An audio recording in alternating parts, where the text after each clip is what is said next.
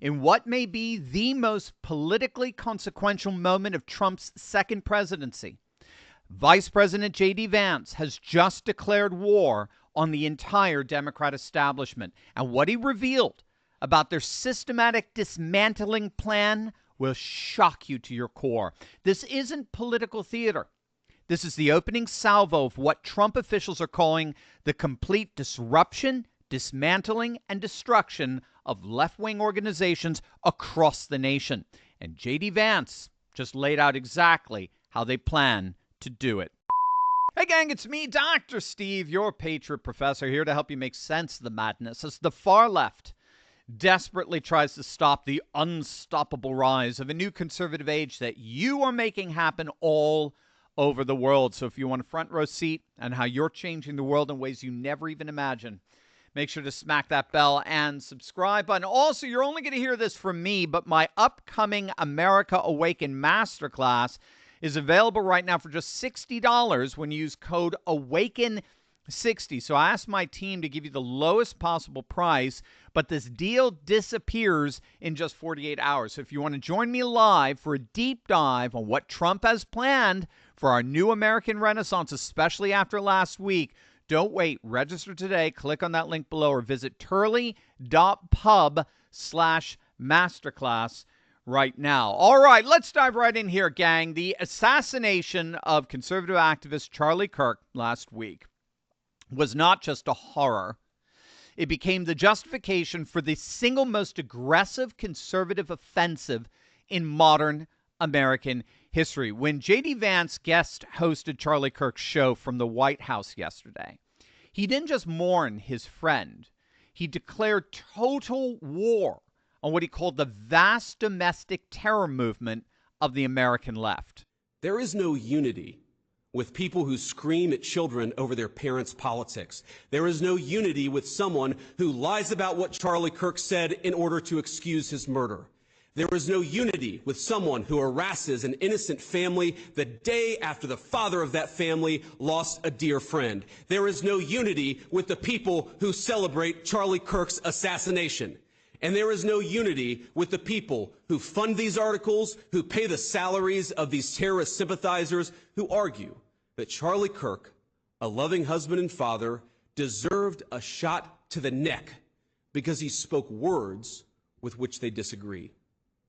Did you know that the George Soros Open Society Foundation and the Ford Foundation, the groups who funded that disgusting article justifying Charlie's death, do you know they benefit from generous tax treatment? They are literally subsidized by you and me, the American taxpayer. And how do they reward us? By setting fire to the house built by the American family over 250 years. I am desperate for our country to be united in condemnation of the actions and the ideas that killed my friend. I want it so badly that I will tell you a difficult truth. We can only have it with people who acknowledge that political violence is unacceptable, and when we work to dismantle the institutions that promote violence and terrorism in our own country. Now, given how close J.D. and Charlie were, I think we can all fully recognize that that was not empty political rhetoric. And just to underscore that, the great Stephen Miller, Trump's deputy chief of staff, spelled out exactly what the Trump administration has planned for this vast network of left-wing terror. The organized doxing campaigns, the organized riots, the organized street violence, the organized campaigns of dehumanization, vilification, posting people's addresses, combining that with messaging that's designed to trigger and incite violence, and the actual organized cells that carry out and facilitate the violence. It is a vast domestic terror movement. And with God as my witness, we are going to use every resource we have at the Department of Justice, Homeland Security, and throughout this government to identify, disrupt, dismantle, and destroy these networks and make America safe again for the American people. It will happen, and we will do it in Charlie's name. Now, make no mistake, the legacy media is openly flipping out over this. They recognize that this is the right's Braveheart. This is our Braveheart, Patriot, and John Wick moment all rolled up into one. They hear the administration loud and clear. In fact, Trump's administration already has specific organizations in their crosshairs. As you heard, JD explicitly named George Soros' Open Society Foundations and the Ford Foundation as primary targets, calling them financiers of terror sympathizers. And they're going to be held accountable for the violence that they're funding. Now, ironically, President Trump, as we reported weeks ago, he was already laying the groundwork for this for months. Trump already threatened RICO charges against Soros and his son Alexander, claiming that they were funding violent protests and social unrest all throughout the United States. And so now with Charlie's assassination, they obviously have all the political cover needed. And so the gloves appear to be coming completely off here. And I'm going to show you exactly what they have planned for dismantling the Democrat Party. But let's zoom out here a bit.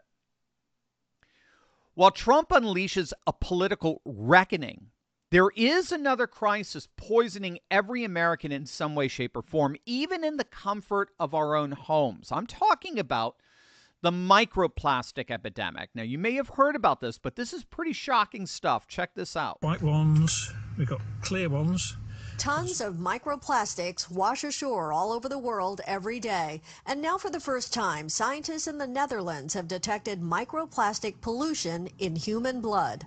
All the microplastics and nanoplastics we are exposed to, we inhale and we ingest, that actually, there's so much plastic that it can even enter our bloodstream. The Dutch study on blood samples from healthy adults detected tiny plastic particles in 80% of people. That's right. There's a microplastic crisis poisoning every American in some way, shape, or form. They're in our food, our water, our meats, our proteins. In fact, according to a recent study, we now ingest 6 times more microplastics than in 1990.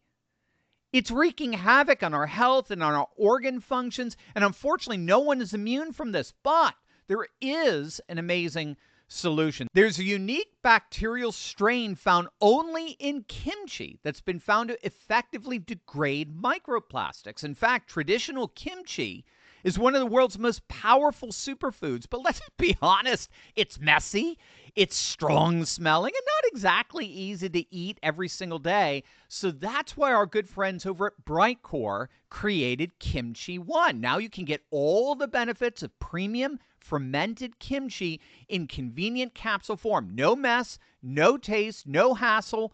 I've been taking Kimchi One every single day for months now, and gang, I love it. Each capsule delivers over 900 probiotic strains, live enzymes, and antioxidants that help restore balance in your gut. People are seeing improvements in digestion, bloating, regularity, energy, metabolism. Studies show that kimchi even reduces the risk of obesity. Kimchi One is all natural, non-GMO, and 100% made right here in the USA. It's completely dairy-free, gluten-free, soy-free, so just anyone can take it. I personally love it, and I love knowing that I'm supporting my gut and overall health in one simple step. So if you've been looking for a way to boost your immune system and remove microplastic toxins from your body, this is it. You can get 25% off your order by going to the link below, or for an even better deal, give them a call. My friends at Brightcore would love to chat with you, and they're going to give you 50% off plus free shipping. Call them at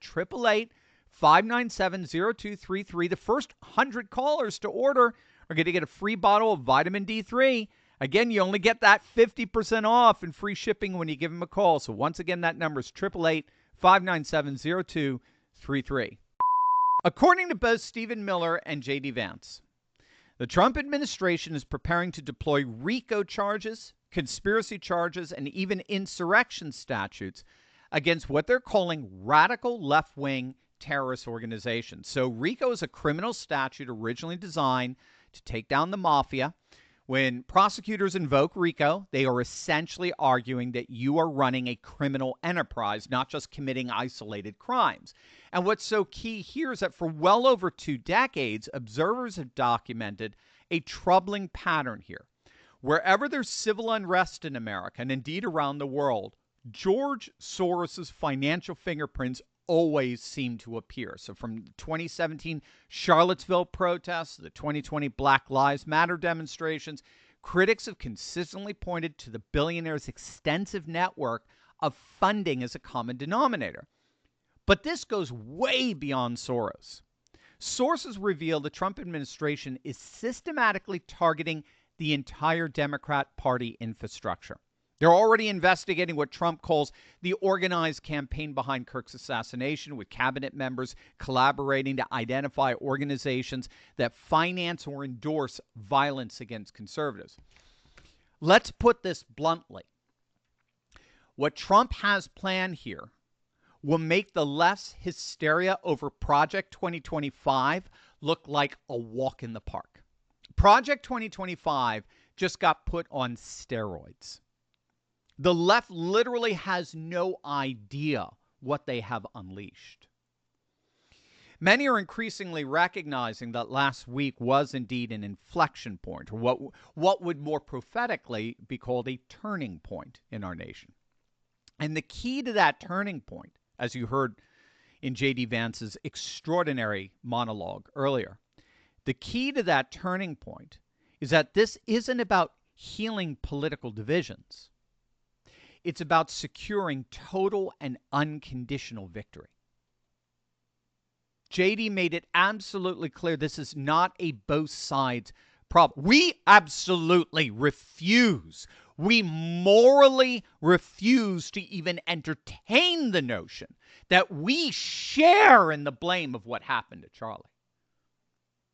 That's what the both sides' desperate response from the left requires us to do. It requires us to take at least partial responsibility for what happened to Charlie. And the only proper response to that is F you. That's not even remotely within the realm of conceivable possibility. F you. The turning point is the absolute recognition among a vast majority of Americans that the political left has become malignant. And the administration's position is simple: complete and total submission, or complete and total destruction. Robert Barnes was saying this the other day, that we basically need to dismantle the Democrat Party in a manner comparable to how we dismantled the KKK. And that involves using the full force of executive power to crush them in every conceivable way. So during the Reconstruction era, the U.S. government used military force, they used federal prosecutions, they used new legislation, specifically enforcement acts of 1870, 1871, to suppress the original Ku Klux Klan and break its organizational structure. And of course, while it reared its ugly head here or there in the years subsequent, it never, ever, ever came close to exercising the kind of political power that it once did before that systematic crackdown. And I think Barnes is absolutely right here.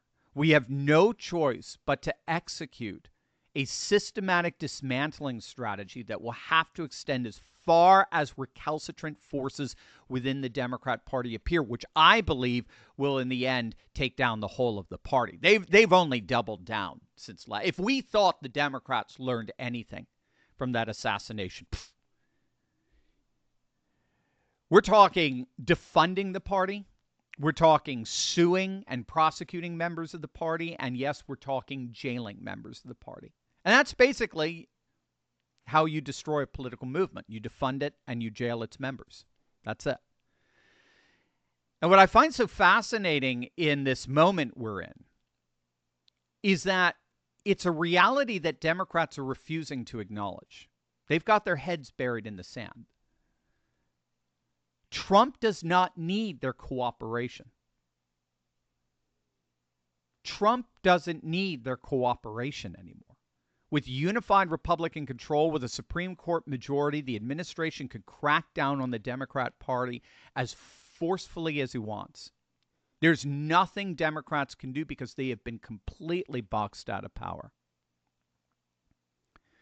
What we're witnessing here goes far beyond normal political warfare. This represents a fundamental restructuring of American governance, where opposition to the president now becomes legitimate grounds for federal investigation under terrorism and racketeering statutes. And the growing conservative majority could not be more elated. We Americans are finally seeing our government fight back against the lunatic terrorist left, decades of left-wing institutional capture. From universities to nonprofits to media organizations, the progressive establishment has controlled the cultural narrative for generations. No more. Now they are facing an administration that's preparing to go full animal on them. Again, they have no idea what they have unleashed here. J.D. Vance's scorched earth approach isn't just about revenge for Charlie Kirk. It is about permanently altering the balance of power in American politics. By targeting the funding sources, by the legal protections and the operational infrastructure of radical left-wing terrorist organizations, this administration is enacting something unprecedented: the systematic dismantling of organized progressive opposition. The success of this strategy will determine whether America enters a new era of conservative dominance or whether it descends into the kind of political warfare that destroys republics. We didn't ask for this. What's certain is that J.D. Vance has just declared that compromise is no longer possible. We do not negotiate with terrorists. The battle lines are drawn. The political weapons are loaded. And the Democrat Party is about to discover that their decades-long war on conservative America has finally provoked a response that makes their worst nightmares look like pleasant dreams. The question isn't whether this will change American politics forever. The question is whether anything will be left of the Democrat opposition when it's over. So what do you guys think? You're the ones, after all, who are changing the world. Let me know in the comments down below. And as always, make sure to smack that bell and subscribe button for breaking news and analysis you're not going to hear anywhere else. God bless. Hey gang, quick question. Do you miss my short videos? You know, the fast hits, the bold truths in under 60 seconds?